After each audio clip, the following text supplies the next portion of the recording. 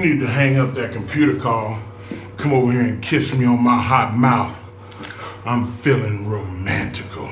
Ah, yes. Another day, another 10 years between Bruno Mars releases. Sorry I'm a little late to this one, guys, but I'm finally here. Hey, Noah's Niche's here, reviews for niche and not so niche music, coming at you today with something that we've all been anticipating. It's been a topic that's been thrown around for a hot minute. When will Bruno Mars release again? Will it be good? Would it be worth the 10-year wait? Well, those questions were mostly answered on January 9th, 2026 when he released the lead single for this new record, I Just Might. As for me, I really dig his albums, and you already know pretty much most of his catalog, even if you aren't a fan per se. His career is very interesting, and he is touted as the Michael Jackson of this modern generation of pop.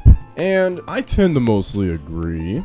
But is this new outing, The Romantic, as good as we may think? Well, let's find out. So without further ado, let's go watch Bruno Mars play at the Super Bowl, question how he can catch a grenade for ya, and get Uptown Funky straight into this.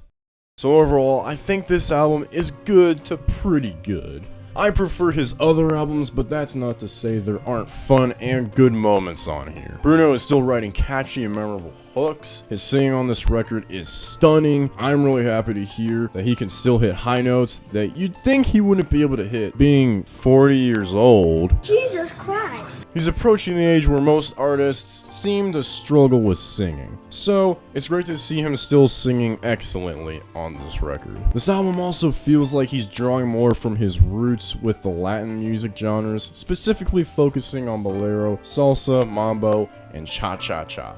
I actually really enjoy this musically because it's something different compared to his previous, more straightforward pop music on doo-wops and hooligans and unorthodox jukebox.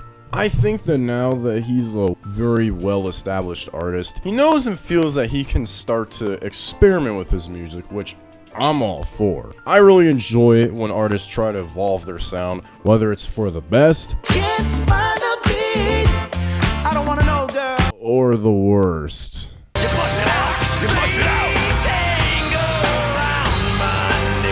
It shows that they desire to challenge themselves. Songs like Risk It All, Cha Cha Cha, Something Serious, God Was Showing Off, and Dance With Me all embrace Bruno's Puerto Rican / Spanish heritage. Bruno continues with more catchiness on songs like Risk It All, the lead single I Just Might, and Cha Cha Cha. These songs are just a few to name of Bruno continuing to write very catchy and memorable hooks. I feel that this album is similar to Don't Tap the Class by Tyler the Creator, and that Tyler wanted you to listen to the album in a partying manner. I also believe Bruno intended you to listen to these songs in a specific manner, like, for instance, when you're dancing on the dance floor. It's cool seeing these origins be taken into pop music, and I love this. Lyrically, Bruno talks about the highs and lows of being in a relationship, hence the name of the album, The Romantic. To elaborate, his lyrics on Risk It All simply talk about risking it all for a girl, having arguments and fights in Why You Wanna Fight. And the album concludes with Dance With Me, a track that brings a sappy but necessary sense of closure, featuring a plea to fall in love all over again. These illustrate how this album conveys the ups and downs of a relationship. Overall, I dig the themes of this album, mostly because they're relatable and very understandable. Songs I dig less are On My Soul, Nothing Left, and a little bit of Something Serious. The production on this album I really like because it's different from normal overproduced pop that plagues some of the records from this genre. Bruno utilizing different instrumentation aids in the listening experience. Still, however, the way this record is produced, instrumentation aside, I think it's pretty good on its own. I'm not having a hard time listening to the music because of overproduction.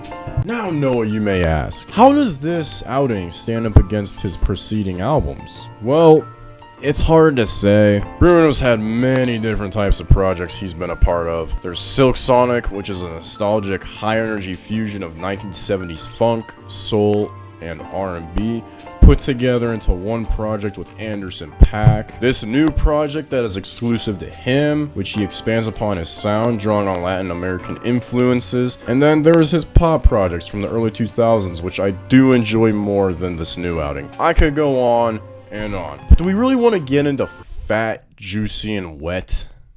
That good kitty, kitty, good kitty, kitty, making my pet. Oh my God, bro. Oh, hell no, man. What the fuck, man? Get your ass. Yeah, I didn't think so. It's hard for me to say all these good things about this record, and yet, for a 10-year gap in between releases, I don't think this is a great comeback album. It feels just like another release. I can't say this beats any of his other projects due to this. On its own, it's pretty good, but as a comeback album, this is a bit of a letdown. It fits into his career, but it steps behind all his other projects in comparison. For one, his songs were much more memorable. I was surprised when I listened to Doo-Wops and Hooligans, and was really stunned when I realized that I had heard basically all of the songs already, and I was 15 years late to the party. This similar thing happened to me with his other two records. I bring this up because these records have had a lasting effect, and I don't know if this new one will as much. It probably will, but it won't stand up to the giants that are his previous three projects. So, do I like this project? Yes I do. Do I think it trumps his other three albums and is a good comeback album after a decade? No. Not really. This record has highlights, don't get me wrong. If I was rating this on its own, I'd honestly give it an 8. But I'm lowering the score because of this album not really meeting expectations I expect from a comeback project. So, overall, this album has new ideas being brought to the table that I think are worthwhile ideas and extensions of Bruno's sound, but they don't make the songs too memorable, unlike songs from 24 Karat Magic, Unorthodox Jukebox, and Doo-Wops and Hooligans. These new ideas, however, are things I enjoy on their own, like Bruno's use of Latin dance traditions such as cha-cha-cha, bolero, and mambo. His singing is still super strong on this record, and I really get into it. The production is pretty good, and it stands on its own. But as for lasting effects and satisfaction for the fans, I don't think this album will hit that milestone that Bruno probably wanted. I like this album and will probably be coming back to it a decent bit. So for now, I'm feeling a 7.5 out of 10. Mac and Cheese Bowl from Rusty Bucket. Give this a listen if you like Bruno Mars, and check out my other videos. Noah's Niche is hitting you with those great albums, good albums, bad albums, really bad albums. And I'll see you guys later. Now, if you'll excuse me, I need to figure out how to be romantic from Bruno Mars. Wait a minute, I didn't mean that kind of romantic.